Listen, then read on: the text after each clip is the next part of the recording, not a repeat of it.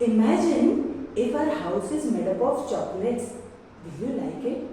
I will like it very much. Yummy, yummy chocolates. Now let's sing a Marathi rhyme for that. The name of the rhyme is Chocolateचा Bangla. Shall we sing? Let's start.